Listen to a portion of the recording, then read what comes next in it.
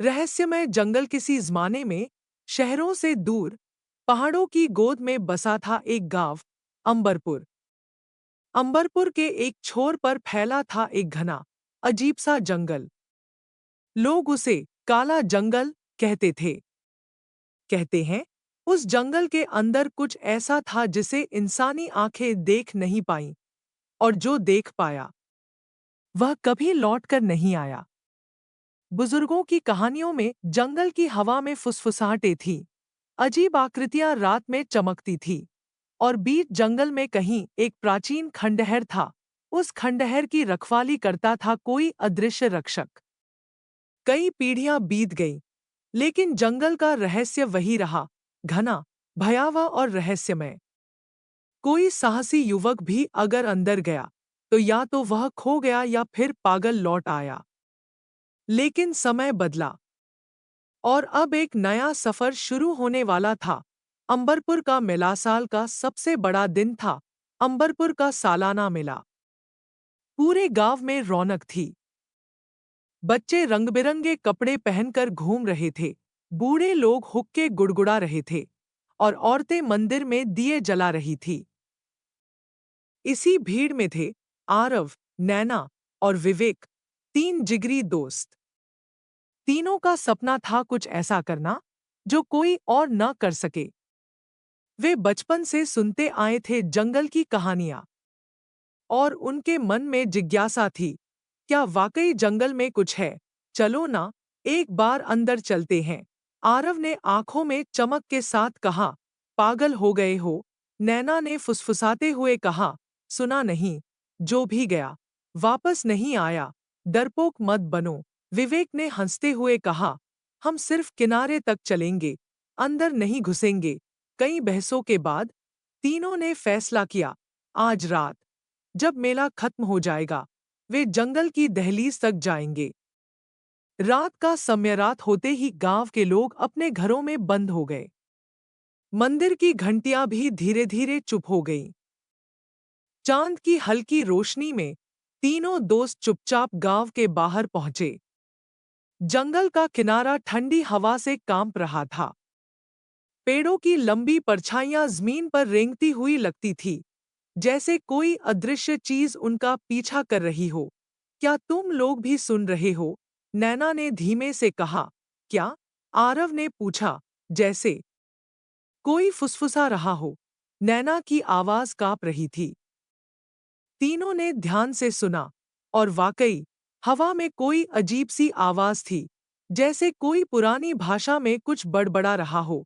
मुझे लगता है वापस चलना चाहिए, नैना ने कहा। लेकिन आरव आगे बढ़ चुका था, और विवेक उसके पीछे। जैसे ही वे जंगल के कुछ कदम भीतर गए, अचानक माहौल बदल गया। ठंडी हवा और भी सर्द हो गई थी, और पेड़ों की आकृतियां जैसे मुड़ने लगी थी। सामने एक पेड़ था, जिसकी शाखाएं इंसानी हाथों की तरह दिखती थीं। उस पेड़ के नीचे एक पत्थर का छोटा द्वार था, लगभग 2.5 फुट ऊंचा। द्वार के ऊपर कोई अजीब सी आकृतियां खुदी थीं, जिन्हें वे पहचान नहीं सके। ये क्या है? विवेक ने हैरानी से कहा। शायद, आरव ने फुसफुसाते हुए कहा, यही है उस प्राचीन खंडहर का रास्ता। ठीक उसी समय एक तेज झोंका आया और जंगल में एक डरावनी हंसी गूंज उठी। तीनों के पैरों के नीचे जमीन हिलने लगी।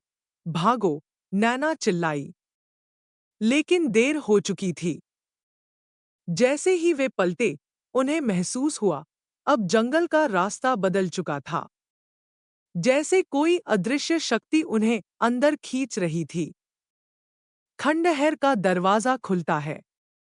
अजीब द्वार। तीनों दोस्त, आरव, नैना और विवेक, जड़ होकर खड़े थे। उनके सामने पड़ा था पत्थर का वो छोटा सा द्वार, जिसके ऊपर खुदी थी कुछ अजीब भाषा में आकृतियां, जो किसी पुराने जमाने की लगती थी।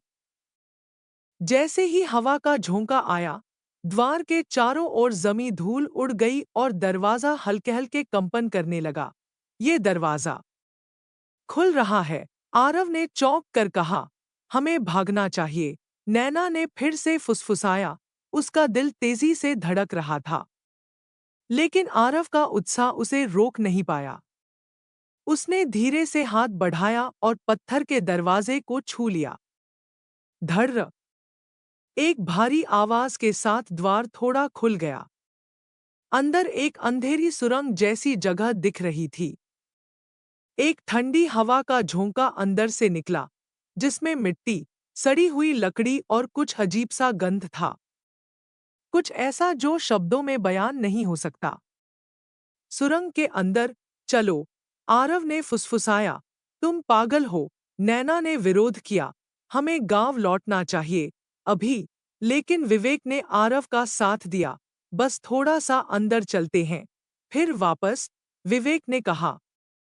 नैना मजबूरी में पीछे पीछे चली। तीनों ने अपने मोबाइल की टॉर्च ऑन कर ली और धीरे धीरे सुरंग में घुसे। भीतर कदम रखते ही लगा जैसे वे किसी दूसरी दुनिया में पहुंच गए हों। दीवारें गीली थी और पत्थरों पर काई जमी थी। हर कुछ कदम पर कोई न कोई अजीब चित्र उकेरा गया था। कोई 3 सिर वाला जीव, कोई विचित्र आकार के जानवर, और कुछ तो ऐसे प्राचीन प्रतीक जिन्हें देखकर ही रोंगटे खड़े हो जाते थे। ये जगह हजारों साल पुरानी लगती है, विवेक ने धीमे से कहा, और शायद अभी भी जिंदा है। नैना ने डरते हुए जोड़ा। थोड़ी दूर चलते ही सुरंग 2 रास्तों में बंट गई। एक रास्ता बाईं ओर मुड़ता था, वहां से ठंडी हवा आ रही थी। दूसरा रास्ता दाईं ओर था, वहां एक हल्की सी चमक दिखाई दे रही थी, जैसे किसी टिमटिमाते दीपक की। किधर जाए? आरव ने पूछा। चमक की ओर, विवेक ने तुरंत कहा। जहां रोशनी होती है, वहां जिंदगी होती है। तीनों दाहिने रास्ते पर मुड़ गए। जैसे जैसे वे आगे बढ़े, चमक बढ़ती गई। आखिर एक बड़े कक्ष में पहुंचकर वे ठिठक गए। कमरे के बीचों बीच एक चबूतरा था, और उस पर रखा था एक पुराना, सुनहरा पात्र, जैसे किसी मंदिर में रखा जाता है। पात्र से नीली रोशनी निकल रही थी, और उसके आसपास हवा में छोटे छोटे कण चमक रहे थे। ये क्या है? नैना ने हैरानी से कहा। कोई प्राचीन शक्ति का प्रतीक? आरव ने अंदाजा लगाया। उन्होंने पात्र को ध्यान से देखा। उस पर वही अजीब भाषा में कुछ लिखा था। लेकिन जैसे ही आरव ने पात्र के पास हाथ बढ़ाया, घड़ाम, कमरे के चारों ओर दीवारें हिलने लगीं और जमीन पर बनी लकीरें चमकने लगी। फर्श के नीचे से गहरी, गूंजती हुई आवाजें आने लगी। भागो! विवेक चिल्लाया। लेकिन तभी अचानक कमरे के एक कोने से एक आकृति उभरी, धुंधली, धुएं जैसी, पर उसके चेहरे पर गहरी काली आंखें चमक रही थी। उसने अपनी उंगली से इशारा किया, रुको। तीनों जैसे पत्थर के हो गए। रहस्यमय आकृति धीरे धीरे पास आई। उसकी चाल में हवा की सरसराहट थी, और उसके पीछे छाया जैसी लहर फैल रही थी। तुम लोग किसकी आज्ञा से यहाँ आए हो? एक गहरी पर स्त्री सदृश आवाज गूंजी। तीनों सहम गए। आरव ने साहस करके कहा, हम बस जानना चाहते थे इस जंगल का रहस्य। आकृति हंसी, एक ठंडी, गूंजती हुई हंसी। जिन्होंने रहस्य जानने की कोशिश की, उन्होंने अपने प्राण खो दिए। उसने कहा, क्या आप हमें माफ कर सकती हैं? नैना ने कांपती आवाज में पूछा। आकृति चुप रही, फिर बोली, तुम्हें रहस्य जानने का शौक है, तो सुनो। यह जंगल, यह सुरंग और ये पात्र, सब एक प्राचीन शपथ से जुड़े हैं।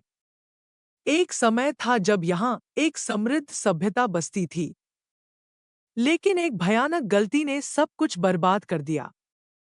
अब ये स्थान जीवित है, और हर अंधिकृत आगंतुक इसकी कीमत चुकाता है। क कौन सी गलती? विवेक ने हिम्मत जुटाकर पूछा।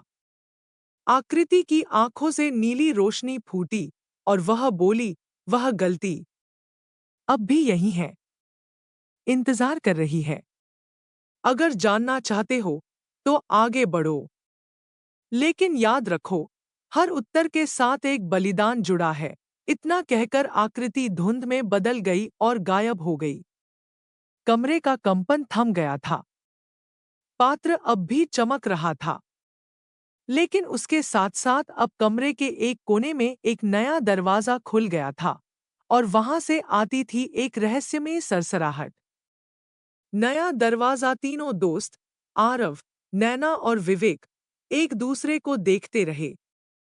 कमरे में अब एक नया पत्थर का दरवाजा खुला था, और उससे आती रहस्यमयी सरसराहट पूरे वातावरण को भयानक बना रही थी। हमें आगे बढ़ना चाहिए, नैना ने धीरे से पूछा। अब जब यहाँ तक आ ही गए हैं, आरव ने कहा, तो पीछे लौटने का कोई मतलब नहीं। विवेक ने एक गहरी सांस ली और कहा, चलो। वे तीनों धीरे धीरे नए दरवाजे से भीतर घुसे। अंदर एक लंबी गुफा थी, बहुत ठंडी, बहुत अंधेरी। उनके मोबाइल की टॉर्च मुश्किल से कुछ फीट तक रोशनी फैला पा रही थी। दीवारों पर चित्र उकेरे थे, इंसानों जैसे प्राणी जो हवा में तैर रहे थे, अजीब जीव जंतु, और एक विशाल पेड़ जिसके चारों ओर कई गोल घेरे बने थे। ये सब किसी सभ्यता के चिन्ह लगते हैं, नैना ने धीमे से कहा। हाँ, आरव ने गंभीरता से जवाब दिया। लेकिन ये सभ्यता कौन सी थी? थोड़ी दूर चलते ही एक विशाल कक्ष आया। कक्ष के बीचों बीच एक बहुत पुरानी मूर्ति थी, लगभग 15 फीट ऊंची, जो आधा मानव और आधा वृक्ष जैसा दिख रहा था। उस मूर्ति की आंखें बंद थीं, और उसकी जड़ें जमीन में धंसी थीं। मूर्ति के चारों ओर जमीन पर उकेरे गए थे 7 गोल चिन्ह। हर चिन्ह से हल्की नीली रेखा बाहर निकल रही थी और मूर्ति तक जाती थी। देखो, विवेक ने इशारा किया, इन चिन्हों पर कुछ लिखा है। तीनों झुककर देखने लगे। प्रत्येक चिन्ह पर अजीब शब्द खुदे थे, लेकिन जैसे ही नैना ने एक चिन्ह को छुआ, पूरा कमरा कंपन करने लगा। मूर्ति की आंखें धीरे धीरे खुलने लगी। मूर्ति की आंखों से एक हल्की नीली रोशनी निकल रही थी। उसने अपने भारी भरकम हाथ को धीरे धीरे उठाया और जमीन पर पड़े गोल चिन्हों की ओर इशारा किया। यह हमें कुछ दिखाना चाहता है, आरव ने कहा। अचानक हर चिन्ह से एक एक दृश्य प्रकट होने लगे, जैसे किसी पुराने समय की चलचित्रें। पहला चिन्ह, एक हरा भरा नगर, विशाल पेड़ों से बना, झरनों से घिरा, जहां लोग प्रकृति के साथ मिलजुल कर रहते थे। उनके चेहरे शांत थे, और उनके पास अजीब शक्तियां थीं, हवा से बातें करना, पानी को बुलाना, पेड़ों को जीवित करना। दूसरा चिन्ह, नगर के पुरोहित एक रहस्यमय यंत्र बना रहे थे, एक सुनहरा पात्र जो पूरी प्रकृति की ऊर्जा संजो सकता था। तीसरा चिन्ह, एक रात्रि जब कुछ लोगों ने उस पात्र का दुरुपयोग करने की कोशिश की। लालच, घमंड और सत्ता की चाह ने उन्हें अंधा कर दिया। चौथा चिन्ह, यंत्र के टूटते ही नगर में तबाही मच गई। पेड़ सूखने लगे, नदियां उबलने लगी, और धरती फटने लगी। अंधेरे ने पूरे नगर को निगल लिया।